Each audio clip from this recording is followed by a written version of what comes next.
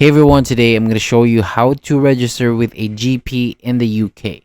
This is really helpful if you just moved, changed the address, or you're not registered yet. Because being registered lets you book appointments, gets prescriptions, and access NHS care when you need it. So to register, go to NHS website and open the page that says register with a GP surgery. Scroll down and click find a GP surgery to register with.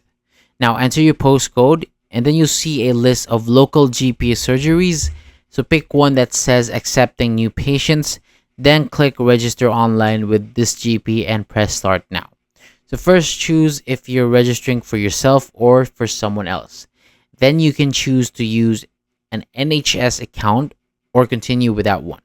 So fill in the form with your basic details like your name, date of birth, NHS number if you know it, your address, and contact details. Then answer the health questions. So most of them just say yes or no, or prefer not to say.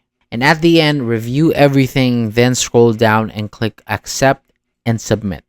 You'll get a reference number and registration is usually completed within 1 to 5 working days. If you need help urgently while waiting, contact the practice or use NHS 111. And that's it. Thank you so much for watching. For more videos like this, hit the subscribe button. And if you have any questions, feel free to leave a comment below.